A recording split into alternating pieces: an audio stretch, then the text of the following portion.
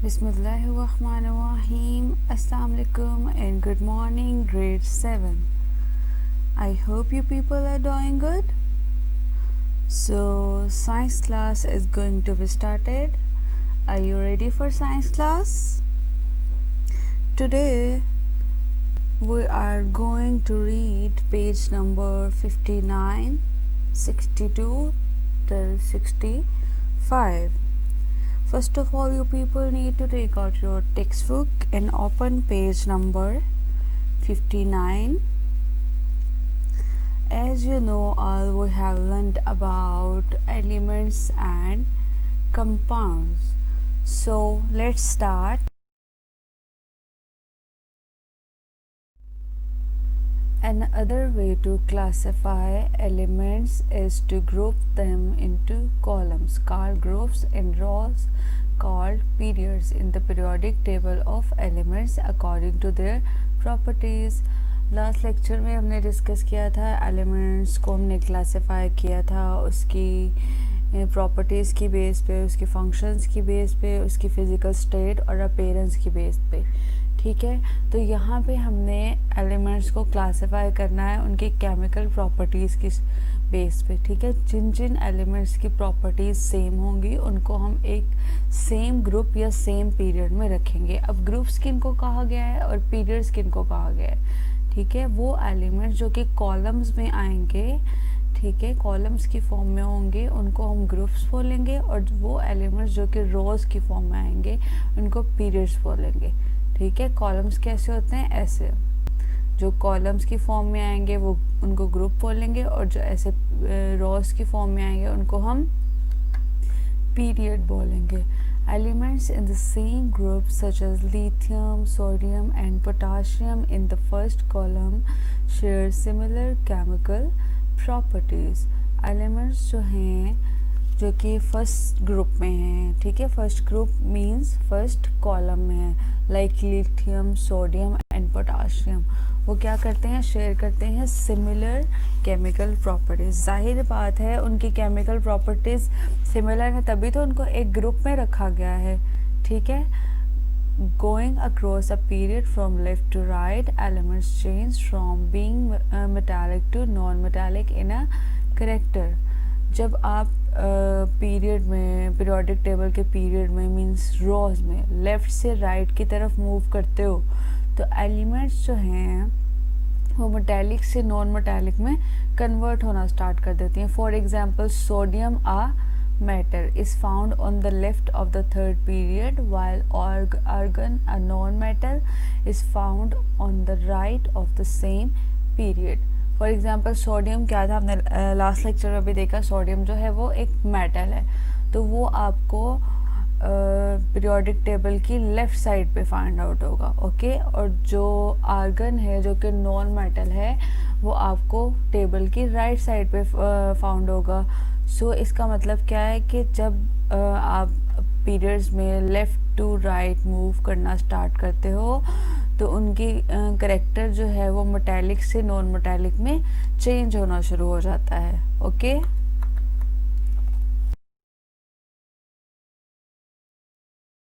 here is a table of elements और इसको हम पीरियोडिक टेबल बोलते हैं.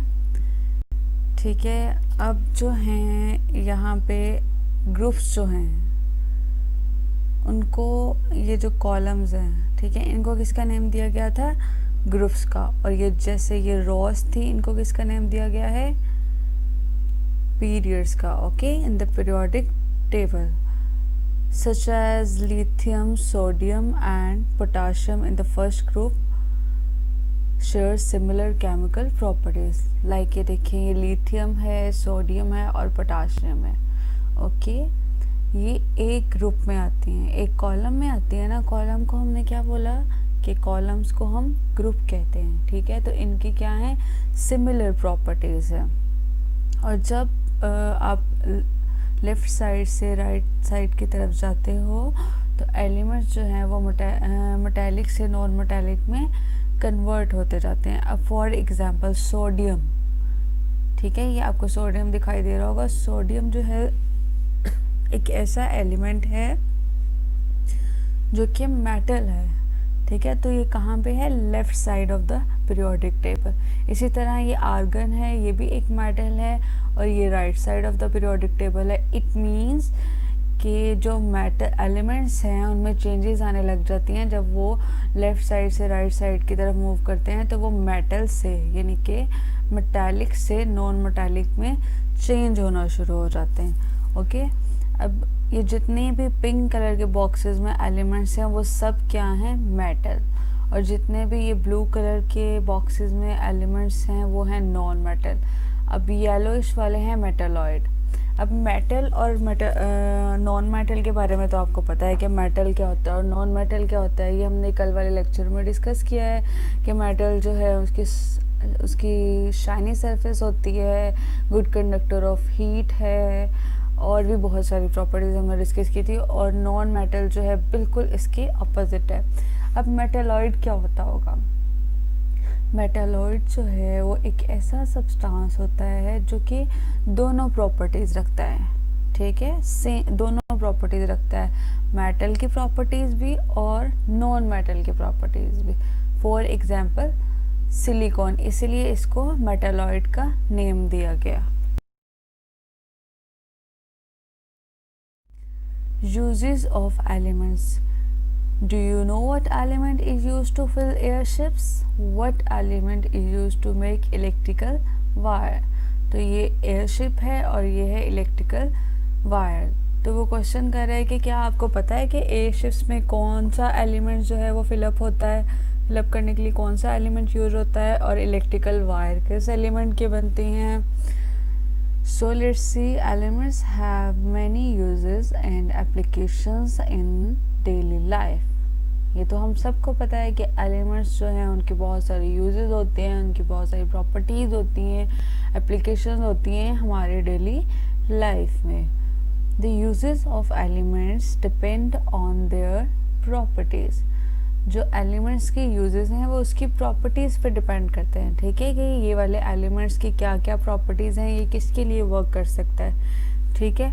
लेट्स सपोज हीलियम, यहाँ पे हम हीलियम की एग्जांपल लेते हैं। For example is a very light and inert inactive gas.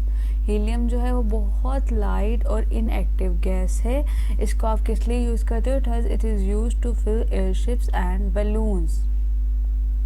सो इस क्वेश्चन का आंसर जो है वो हमें फाइंड आउट हो गया कि एयरशिप्स के अंदर कौन सी गैस जो है फिलअप करने के लिए यूज़ होती है, हीलियम गैस, क्योंकि वो बहुत इसका लाइट वेट होता है और वो इनएक्टिव गैस होती है जिसको हम एयरशिप्स और बलून्स में फिलअप करने के लिए यूज़ करते हैं। Copper is ductile and a good conductor of electricity, therefore it is used to make electrical wire. अभी हमने लास्ट लेक्चर में डिस्कस किया था जब हमने एलिमेंट्स को जो है वो क्लासिफाई किया था, तो फर्स्ट क्लास क्या थी हमारी, मेटल। मेटल में एक कौन सी एग्जांपल आ रही थी, कॉपर की। कॉपर क्या है, डक्टाइल है, ठीक है, ये चेंज हो सकता है इनटू वायर्स, और ये गुड कंडक्टर ऑफ इलेक्ट्रिसिटी भी है। सो इलेक्ट्रिकल वायर्स जो होती हैं वो is made up of copper.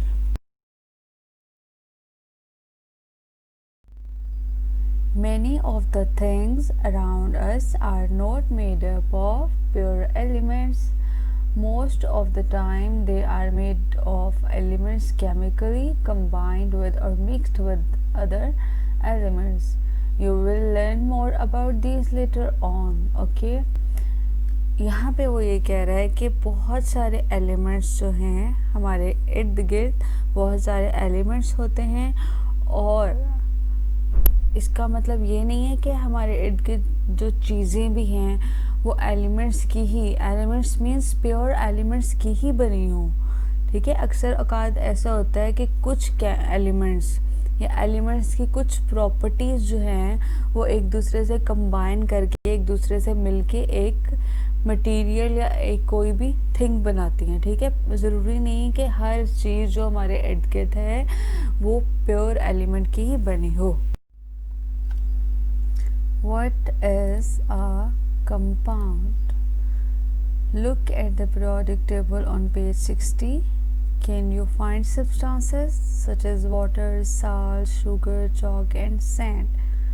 हमने पीरियोडिक टेबल देखा था, क्या अब वहाँ पे हमने ऐसे सब्सटेंसेस देखे थे like water, salt, sugar, chalk, sand etcetera? No, हमने सिर्फ पीरियोडिक टेबल पे एलिमेंट्स के बारे में ही डिस्कस किया था, वहाँ पे ऐसे सब्सटेंसेस नहीं थे. Substances not listed in the periodic table are not elements. अब वो सब्सटेंसेस जो कि पीरियोडिक टेबल में मेंशन ही नहीं हुए वो एलिमेंट्स ही नहीं है, क्योंकि पीरियोडिक टेबल में सिर्फ एलिमेंट्स ही आ सकते हैं, उसके अलावा कोई भी सब्सटेंस नहीं आ सकता. Earlier on we concluded that water is not an element because it can be broken down into hydrogen and oxygen. What then is water?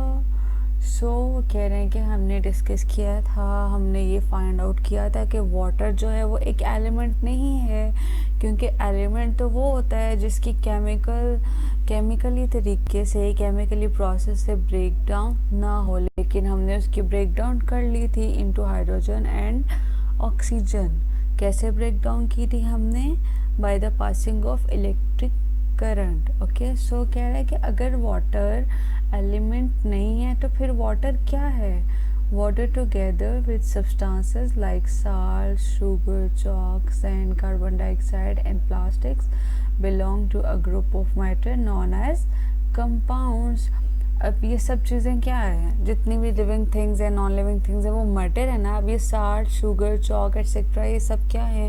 ये नॉन लिविंग थिंग्स हैं, इनका मैस भी होता है, ये स्पेस भी ऑक्यूपाई करती हैं, तो इनको हम एलिमेंट्स तो नहीं बोल सकते, तो इन सब चीज़ों को हम कंपाउंड बोलते हैं. सो वाटर जो है, water is not a element, water is an compound. Okay, so here is the proper definition of compound. A compound is a pure substance consisting of two or more elements which have been chemically combined. अब compounds जो है वो element नहीं है, लेकिन वो एक ऐसा प्योर सब्सटेंस है जो कि दो या दो से ज़्यादा एलिमेंट्स के केमिकली कॉम्बिनेशन से मिलकर बनता है. अब ये हमने स्टार्ट में देखा था कि जितनी भी चीज़ें हैं, ठीक है, वर्ल्ड में जितनी भी नॉन लिविंग थिंग्स है वो किसकी बनी हुई हैं? एलिमेंट्स की बनी हुई हैं, ठीक है. तो कंपाउंड्स भी एलिमेंट्स से मिलकर बनते हैं. Okay, water for example is made up of two elements, oxygen and hydrogen, which have been combined during a chemical reaction. A word equation may be used to describe a chemical reaction. In the case of water, the equation for its formation is written as hydrogen plus oxygen after reaction water. So compound जो है, हमने ये देखा कि compounds दो या दो से ज़्यादा एलिमेंट्स के केमिकली कॉम्बिनेशन से बनते हैं, ठीक है. तो यहाँ पे हमने वाटर की एग्जांपल ली है. वाटर में कौन कौन से एलिमेंट्स यूज़ होते हैं? Oxygen and hydrogen. ऑक्सीजन का एक मॉलिक्यूल और हाइड्रोजन के दो मॉलिक्यूल मिलकर क्या बनाते हैं? कौन सा कंपाउंड बनाते हैं? वाटर. ओके, यहाँ पे ये जो है वाटर की फॉर्मेशन की इक्वेशन दी गई है, इसको भी आप लर्न करोगे और ऐसे ही राइट करोगे कि hydrogen plus oxygen after reaction water.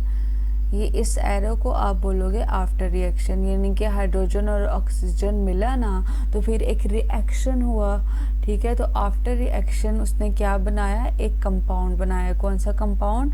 Water.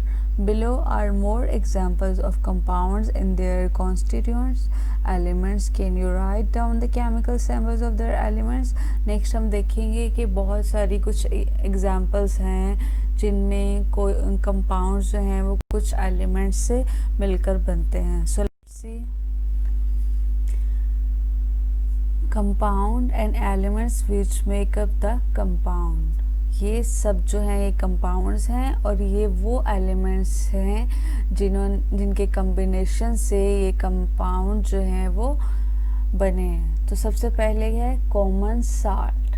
जो साल्ट होता है कॉमन, उसको सोडियम क्लोराइड भी कहते हैं। ये आपको लर्न होना चाहिए कि हम साल्ट को सोडियम क्लोराइड कहते हैं। इन साइंस लैंग्वेज हम साल्ट को क्या बोलते हैं? Sodium chloride. और ये सोडियम क्लोराइड मीन्स सॉल्ट एक कंपाउंड है जो कि सोडियम और क्लोरीन से मिलकर बना है।